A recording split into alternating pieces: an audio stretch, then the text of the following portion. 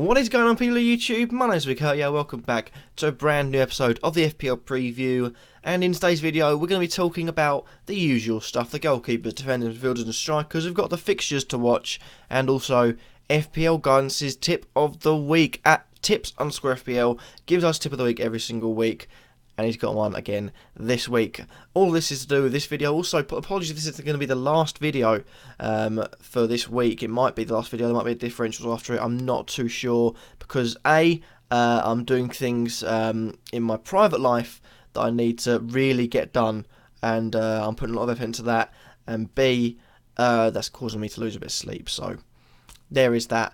First of all, let's get off to the fixtures to watch.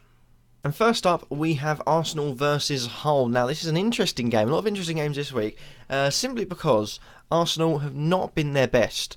And the loss to Watford, really proves that. And Hull have been improving. So, will Hull grab something at the Emirates, or will Arsenal power through, like they did against Burnley, and pretty much get a fortunate loss? We move on to the biggest game, I think, of the weekend, the late kickoff. It's Liverpool versus Spurs, and it's live on somewhere, Sky Sports, I'm assuming. But the game in itself is a very interesting one. You've got Spurs, who are, consistent, looking like they're going to get top four again, which I said, and Liverpool, who have been struggling of late. So, the only real good result they've had in 2017 is the draw against Chelsea. So hopefully they can reenact the form of 2016 and finally get their first win in the Premier League on the board. We've also got Burnley versus Chelsea. This one's another interesting one. Burnley, very good at home. Chelsea, very good in general. Pretty much going to win the league. But will Heaton and co be able to keep them out for the full 90 minutes? Going to be an interesting one to watch. And finally, Swansea versus Leicester, because the ever-improving Swansea look as if they could be on their march to staying in at least the Premier League for another season, and Leicester going ever so closer to the Championship life once again. It's really interesting, that game, and I'm really looking forward to watching it. Could be an absolute belter. Starting on the goalkeepers, we've got Robles, Jakupovic, Foster, and Randolph. Now, I've put these four in for good reasons. You got Robles. They're all keepers that are not going to have a missing game week, so it's really, really good.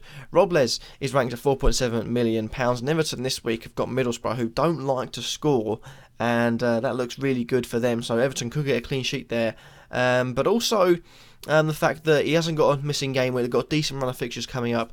Could he be a cheap goalkeeper for you? Another good one is Jakupovic. Still $4 million if people want to cash in on him. And Hull are looking ever so improving. Again, it's not one to do with this game week, although they could produce heroics at the Emirates. Who knows? It's more for the future, saying this is one that's going to play in 26 and play in 28. We've also got Foster and Randolph in there. Foster this week, he faced off against Randolph this week, and I feel like that could be a 0-0, but again, it's for the future more so, and that's what I focus on with the goalkeepers this week. Moving on to the defenders, we have Robertson, Baines, Reed, Neom, Peters, and David Luiz. Starting off with Robertson now, £4.3 million is not a bad price for a consistent player, and Robertson is going to be consistently playing. Hull are improving. Could be that they make their home ground a fortress like Burnley, and that'd lead to a few clean sheets here and there. And decent priced defender is Robertson. Moving on from him though, we have Baines. Baines again, same thing with I forgot his name. Joel Robles. There we go. Got a decent looking game against Middlesbrough. Could be the man to poke a hole in the defence. And we've also got Reed in there for West Ham. Same thing with Neom, playing against each other. Looking forward more than that. Also, I think it could be a 0-0. You've got Eric Peters from Stoke. Stoke this week got Crystal Palace. They were shocking against Sunderland, and I think Stoke could really prey on that, maybe with a 1-0 win, which I think would really suit Stoke at the moment. And lastly, David Luiz, mainly because he's the cheapest Chelsea defender, and I don't think Burnley are going to score, although it's not set in stone. But David Luiz is the cheapest Chelsea defender, cheapest way in to the defence without going into Courtois, and he's not a bad choice indeed. Time for FPL Guidance's tip of the week at tips_FPL. Gives us his tip of the week every single week, and this week he's got another one, and one that I've already cashed in on, to be honest.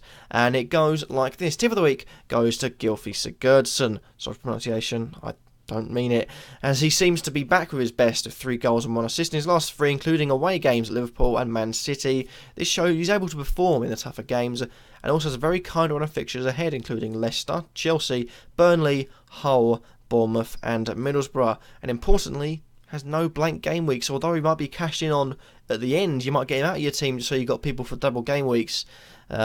He's very good looking for now, and I think he's a very, very good player to have. And at a decent price, £7.4 million. I think Sigurdsson, if he is back to his best, what a steal. Moving on from that, though, we go on to the midfielders, where we've got Barkley, Hazard, Sigurdsson himself, which I won't spend too much time on. We've already gone through him. Morrison, Antonio, and Eriksson. Now, Barkley kicks us off, simply because I feel like he's definitely one that could be playing. I'm not too sure. There's been a lot of rotation.